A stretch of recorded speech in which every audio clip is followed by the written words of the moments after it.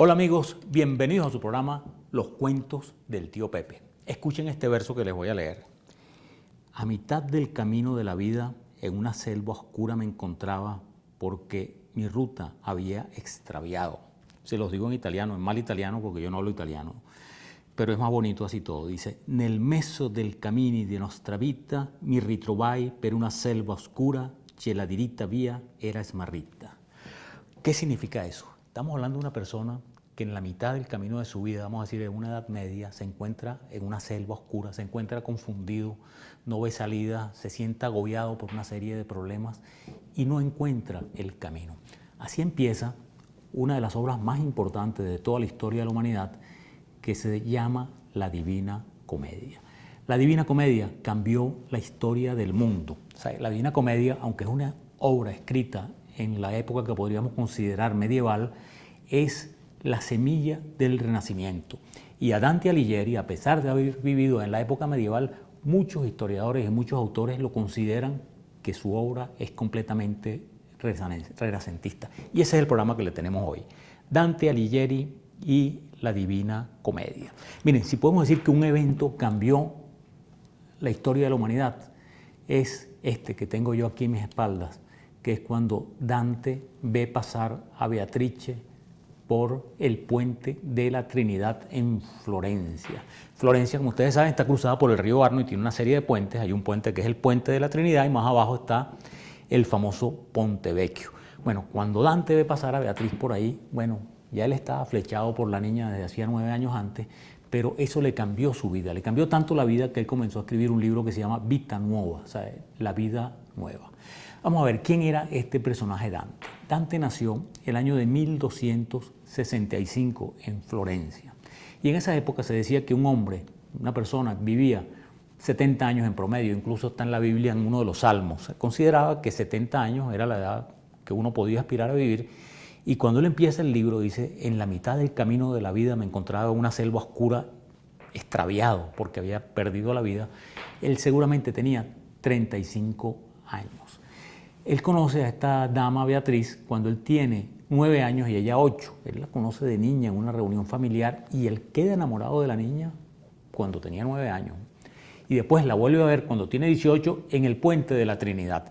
Ahora fíjense qué curioso los 3 y los 9 que están metidos en toda esta historia. Él la conoce a los 9 años, la vuelve a ver 9 años después y la ve en el puente de la Trinidad. Toda su obra gira alrededor de esos números, el 3 y el 9. O sea, su obra principal, que es esta de la que vamos a hablar hoy, la Divina Comedia, está dividida en 3 grandes capítulos, por decirlo así, 3 grandes secciones, que son el infierno, el purgatorio y el cielo, pues en orden de aparición. Y cada obra, cada porción está dividida en 33 cantos, más un canto inicial que viene antes del infierno. Total es que cada una está dividida en 33 cantos y cada canto está compuesto de versos de tercetos, de versos de 3 estrofas. Todos giran alrededor del 3 y alrededor del 9 y alrededor del 33. Y es por el número de la Santísima Trinidad como el puente en el cual él vio a Beatriz. La época que él vive era una época en que Italia estaba llena de ciudades-estados. Su ciudad Florencia era una ciudad-estado, estaba Milán, que era una ciudad-estado, Génova, que era una ciudad-estado, Venecia, que era más poderosa aún, pero era una ciudad-estado. Pero había 2 grandes imperios, o sea, que estaba en el norte el Sacro Imperio Romano Germánico, y aunque era pequeñito, estaba el papado. Y esas ciudades se debatían entre el apoyo de uno y del otro. Entonces, en la ciudad de Florencia, los que apoyan al papado se llamaban los güelfos, y los que apoyaban al emperador se llamaban los gibelinos, y Dante era un güelfo. Y los güelfos en un momento se dividen en 2, en güelfos blancos y negros. Dante forma parte de los güelfos blancos, pero son derrotados, y el año de 1302 él sale al exilio. En su vida hay varias cosas que valen la pena recordar, porque él cuando estaba en Florencia, él conoce a un señor que se llamaba Filipe de Argenti, que era un tipo sobrado, fuerte, muy musculoso, o sea, rico, que andaba a caballo, miren, con los pies así abiertos, iba pateando a la gente que se le atravesaba. Cuentan que una vez ese tipo le dio de puñetazos al mismísimo Dante, pues al que él le daba puñetazos a mucha gente. Bueno, Dante, que es el comentario que les queremos hacer, Dante a ese señor pues lo mete en el infierno. Pero en cambio, a una señora que lo trata muy bien en la ciudad de Lucca, la mete en el purgatorio, y a otro que lo trata muy bien en Verona lo mete en el cielo. Vamos a decir, él con su novela de alguna manera hace justicia a las cosas de su vida y mete en el infierno a sus enemigos y pone en el cielo a sus amigos, con algunas excepciones. Pero les estaba contando pues que entonces Dante en 1302 va al exilio, pasa por muchas ciudades y al final termina siendo acogido por Ravenna. Vamos a decir, Florencia lo indulta por el año de 1315, pero tenía que pagar unos impuestos y reconocer las culpas y pagar unas multas, y él se niega a aceptarlo. Y Ravenna más bien le ofrece, venga, vente para acá, y lo tratan de lo mejor, y él muere en esa ciudad que se llama Ravenna. Y fíjense, Florencia, esa ciudad tan magnífica que es la cuna del Renacimiento, no saben cómo lamenta ese hecho. Florencia, imagínense ustedes que el año 2008, es decir, hace poquito, le hizo un indulto completo a Dante para ver si los raveneses le permitían traer los restos, pero en Ravenna dicen que no, ustedes no lo quisieron en vida y tampoco se lo vamos a dar muerto, tampoco le vamos a dar sus restos. Y en Florencia, en esa iglesia de la cual hemos hablado, pues la Santa Croce, que ahí están los restos de Galileo, de Miguel Ángel y de tantos sabios florentinos, ahí hay un monumento esperando a Dante, pero seguramente nunca será ocupado por sus restos mortales. Entonces, bueno, esa es más o menos la vida de Dante. Él comienza su vida nueva cuando conoce a Beatrice, que empieza a escribir ese libro, y él lo empieza a escribir en italiano. En esa época, en Italia, pues, y en muchas partes del mundo, las grandes obras se hacían en latín, y él comienza a escribir en italiano. Él dominaba el latín perfectamente, él estudió en la Universidad de Bolonia y tenía un latín impecable, pero él comienza a escribir esa Vita Nuova en italiano, y los amigos le decían, pero vale, ¿por qué escribes eso en italiano? Él le decía, no, porque yo he empezado una vida nueva y estas son expresiones de mi corazón. Vamos a decir, es como si ustedes, pues, si nacieron hablando español, aunque hablen otra lengua, si quieren expresar exactamente lo que sienten, seguramente lo van a expresar en el mismísimo castellano, pues, aunque hablen inglés o aunque hablen francés. Y él decía eso mismo. Y él es el que conforma la lengua italiana y la convierte, pues, a fin de cuentas, en una bellísima lengua de cultura, porque a raíz de él vienen Boccaccio, Petrarca y otros autores que empiezan a escribir en italiano. Miren, Beatriz tiene un significado. Beatriz significa como la que lleva a la beatitud, portadora de beatitud. Y hay mucha gente que dice que quizás, tal como la conocemos, Beatriz Portinari, que es su apellido, esa dama no es la que inspiró a Dante, porque todo es muy alegórico y Dante no la ubica exactamente, sino la llama Beatrice, pero no dice que era hija de fulano y de mengano. Es Boccaccio, que es un escritor, pues, famoso también, como ustedes saben. Boccaccio nace como 8 años antes de la muerte de Dante. Dante muere en 1321, Boccaccio habrá nacido 8 o 10 años antes. O sea, Boccaccio después es el que ubica a esa dama y dice que es Beatriz. Pero todo ese cuento de que la conoció en el Puente de la Trinidad, que la vio a los 9 años y que la volvió a ver a los 18, a lo mejor, pues, son trucos literarios o trucos de esa parte un poco numerológica que se usaba en la época, o que Dante al menos utilizó en su obra. Pero vamos a hacer una pausa y vamos a comenzar a hablar de esta obra emblemática que se denomina la Divina Comedia. Una pausa, que ya venimos.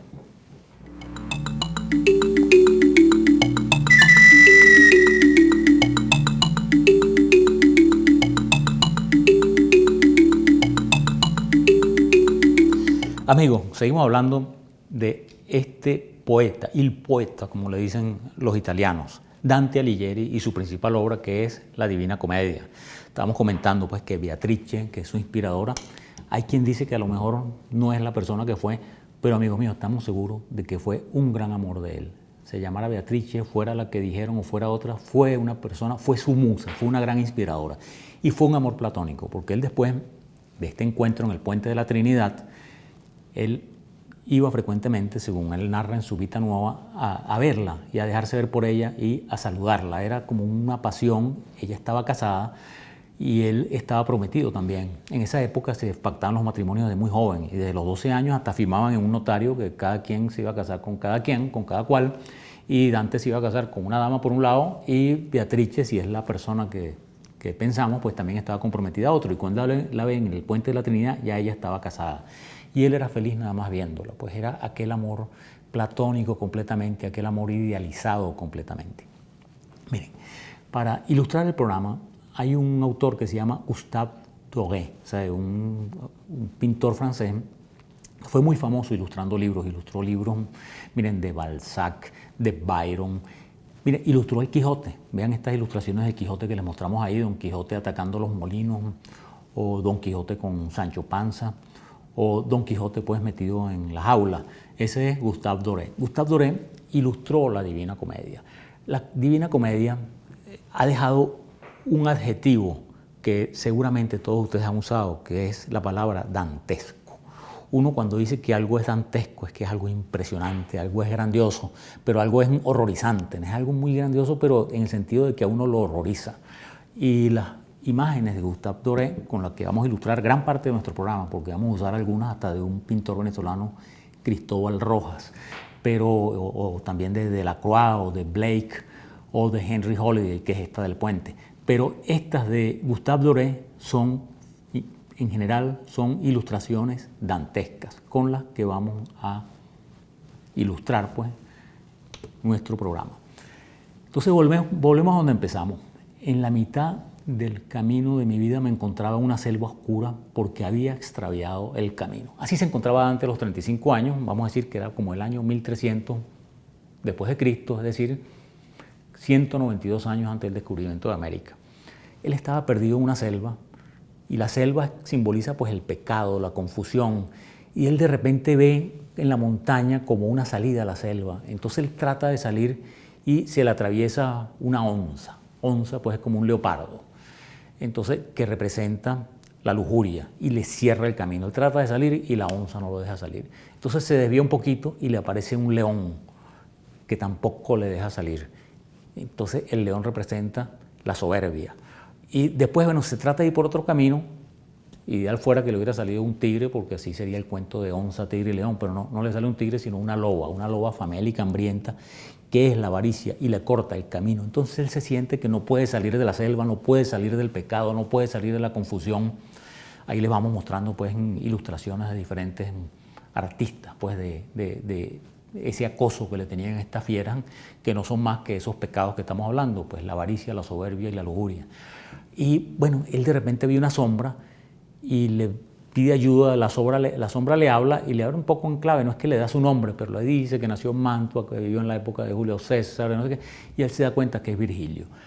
Dante era un admirador de Virgilio y Virgilio pues era el clásico que se estudiaba por excelencia pues en Italia, pues el autor de la Eneida. Entonces Virgilio le dice pues que lo mandó una bella dama que vive en el cielo y lo mandó a que lo rescatara de esa selva oscura, de esa selva donde él se encontraba perdido.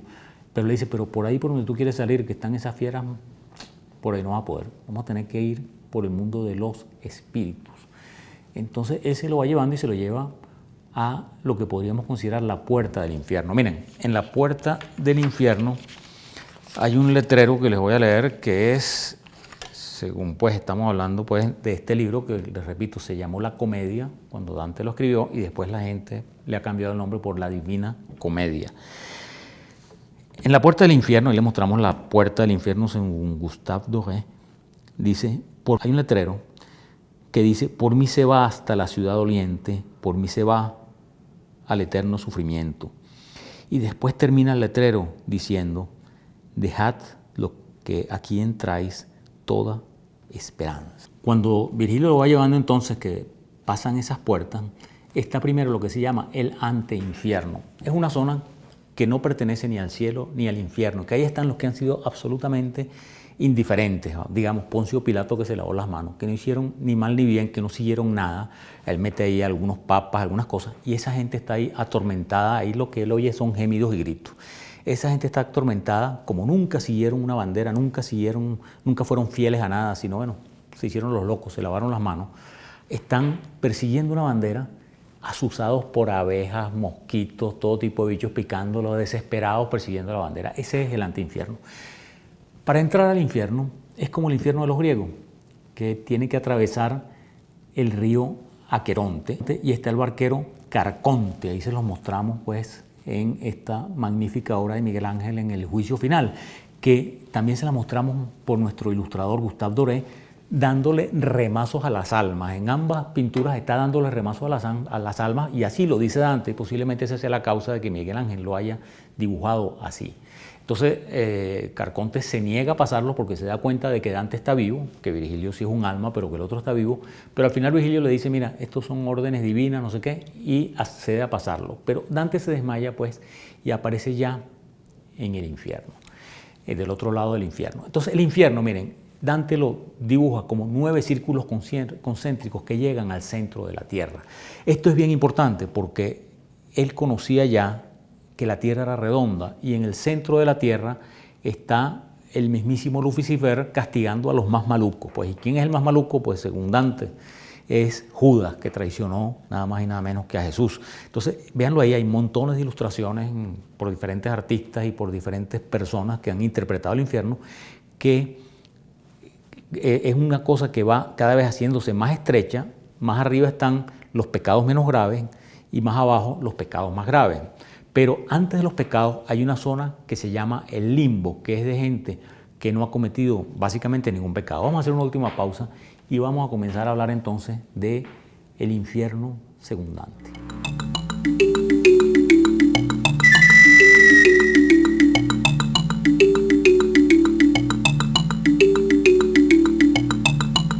Amigos, seguimos hablando de esta obra magnífica de Dante, la Divina Comedia, y estamos en esta parte tenebrosa que es la entrada al infierno. Como les dije, pues primero están en el antiinfierno los que fueron indiferentes, después atraviesa con la barca y entran al primer círculo, el que está más arriba. El primer círculo es lo que se llama el limbo, es el único sitio donde no se oyen lamentos ni quejidos. Lo que se oyen son suspiros. ¿Quiénes están en el limbo? Miren, gente que posiblemente fue buena, pero que no fue bautizada, que no puede ir ni al cielo ni al infierno, pero no son atormentados, viven ahí tranquilos y felices.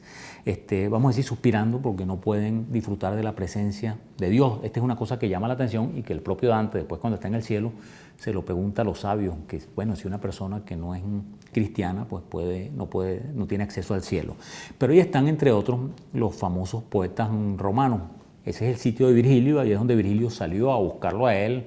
Ahí están Horacio, Ovidio y otros poetas romanos que Dante, como para ponerse a la misma estatura que ellos, se sienta, conversa con ellos, camina con ellos, y después van a otro lado, que es donde están los grandes sabios griegos, está Sócrates, Aristóteles, Hipócrates, todo eso que no hicieron, que hasta fueron buenos cuando vivieron, pero no fueron bautizados y fueron condenados, vamos a decir, a estar ahí, que no hay sufrimiento, hay nada más los suspiros, pues oye, me gustaría estar más cerca de Dios, pero tampoco están siendo atormentados por nadie.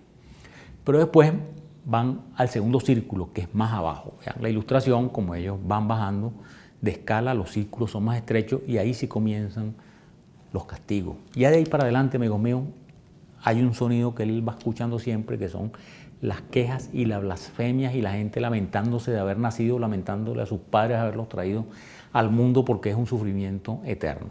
En ese segundo círculo de entrada está el rey Minos, aquel rey de Creta de Minotauro, que tiene una cola así encorgada, ven ahí según la ilustración de Gustave Doré, que él, usando nuestro lenguaje coloquial, es el que dice para qué paila va a ir cada quien, para qué círculo va a ir cada quien según sus culpas.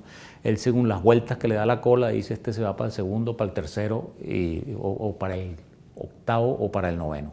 Este segundo círculo es el de la lujuria. Vamos a decir que él pone en la escala de los pecados como el menos grave, y el peor, que es donde está Judas, es el de la traición, en el noveno círculo.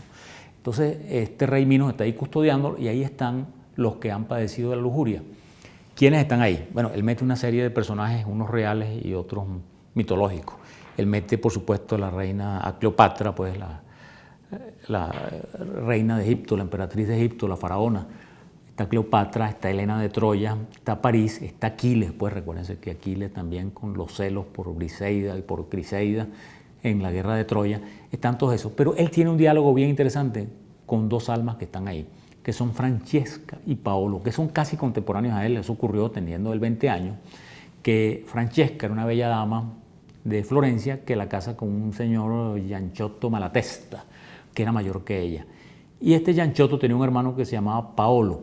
Entonces estaban un día, y ahí está ilustrado también por varios pintores famosos, aparte de nuestro Gustave Doré, estaban Francesca y Paolo leyendo el libro del rey Arturo, cuando Lancelot se enamora de Ginebra, y en eso se le cruzan las miradas, se enamoran, se besan, y tienen una relación adúltera, y son descubiertos por el señor Gianciotto Malatesta, que los mata a los dos. Eso se lo cuenta Francesca al Dante. Y mientras ella se lo cuenta, el Paolo lloraba y lloraba y lloraba. Y él le pregunta, mira, ¿y el que los mató? Le dice, no, ese está en la Caína. O sea, la Caína es abajo, cerquita donde está Judas, pues ahí hay 4 fosas y una de ellas es la Caína, que es Caín, que son aquellos que traicionaron a sus familiares. ¿Cómo es el castigo de esta gente que está ahí? Mire, están sometidos a un vendaval. Un vendaval que los lleva, los choca contra las piedras, los choca entre ellos, que representa como ellos no pudieron controlar sus pasiones, fueron llevados por sus pasiones de un lado a otro, entonces ahora van a estar eternamente golpeándose de un lado a otro. Pero llama la atención que en el caso de esta pareja, pues de Francesca y Paolo, bueno, andan abrazaditos, que en todo caso, aunque la pena sea terrible, pues significa una pequeña compensación. En el tercer siglo, seguimos bajando, están los glotones. Fíjense que todo esto está lleno de seres mitológicos. Con los glotones está el Cancerbero. ¿Recuerdan cuando hemos hablado de la Eneida o de Ulises? Que es el perro de 3 cabezas. Miren, los glotones están metidos en una broma de barro, cayéndole granizo y cosas arriba, y está el perro, el Cancerbero, que encima los araña, les ladra, los atormenta. Y bueno, y ahí está esa gente eternamente sufriendo ese castigo. Él ahí se encuentra a un amigo de él, que él aprovecha de preguntarle por gente de Florencia, sus enemigos, y bueno, toditos, por supuesto, les dice este Siaco, que se llamaba el amigo, que están más abajo en el infierno, que más abajo, cuando siga bajando, los va a encontrar. Seguimos bajando. Fíjense cómo él va clasificando los pecados, pues que a él le parece la gula peor que la lujuria, pero después viene la avaricia, que le parece peor que la gula. Están los avaros y los derrochadores. A él los pone a los dos en el mismo nivel. Y están los avaros y derrochadores empujando unas bolsas de dinero o de algo, y se chocan unos contra otros y se pelean, y uno le dice, ¿por qué tú jalas para allá? ¿Por qué tú derrochas? ¿Y por qué tú acaparas? Y están eternamente en ese eterno juego. Ese círculo está custodiado, a la entrada pues está custodiado por Plutón. Se recuerdan de Plutón, pues que era el dios de los infiernos según la mitología griega. Y a mí me llama la atención que cuando empieza la entrada, él le dice a Plutón, él le dice Pape, Satán, Pape, le dice unas cosas así que no he encontrado la explicación. Pero ese cuarto círculo está custodiado por Plutón. Después viene la laguna Estilla. Ahí están los violentos. Ahí está la gente que se ha dejado llevar por la cólera, pues por la rabia. Entonces esos están metidos en una piscina en una piscina pantanosa. Están todos metidos ahí, golpeándose, mordiéndose, arañándose, y ahí es donde sale este señor que lo había golpeado él en vida, pues que era un ghibellino, este señor Filippo de Argenti, que sale, lo increpa y trata de golpearlo de nuevo, y Dante le contesta, se pone bravo con él, y Virgilio lo tiene que proteger y lanzarlo otra vez a la laguna, donde apenas lo lanza le caen todos encima a dentellazos y a mordiscos. Al otro lado de la laguna está una ciudad amurallada que se llama la ciudad de Dite. De ahí para adelante están ya otro nivel de pecados. Estos pecados que hemos visto hasta ahora son pecados que en el fondo del pecado, la gula, la avaricia, la lujuria, no están dañando al prójimo. Pero los que vienen después ya son pecados mayores, es otro nivel, que son los pecados que sí dañan al prójimo y que van más fuertemente contra Dios. Pero amigos, vamos a dejar hasta aquí este programa. Vamos a hacerles una segunda parte donde vamos a terminar a hablar del infierno, y vamos a la parte que nos gusta, pues al purgatorio, y a la que definitivamente nos gusta más, que es el cielo. Así que amigos, vamos ahora a nuestra acostumbrada sesión Educando a nuestros padres.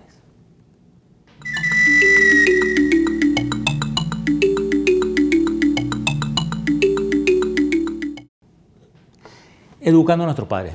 Miren, amigos, en Educando a nuestros padres yo les recuerdo el verso con el que Dante comienza su poema, su obra, que es: en el medio de una selva oscura me encontraba extraviado porque, o sea, había perdido el camino. Y eso a todos seguramente nos ha pasado alguna vez en la vida o nos puede pasar. Y en general, para encontrar el camino es parecido a lo que narra Dante. El camino, amigos míos, es un tiro al piso. El camino es la virtud, la honradez, la generosidad. Y cuando uno extravía el camino, uno tiene que recordarse que el camino derecho es ese y ese es el camino que tenemos que seguir. Bueno, ese era el consejo que les iba a dar y los espero en la siguiente parte de la Divina Comedia, en la que vamos a terminar a hablar de los tormentos del infierno, pero después vamos a la parte que nos gusta, que son el purgatorio, que no nos gusta tanto, pero el cielo, que ese sí nos parece magnífico. Muy buenas noches y los esperamos la próxima semana.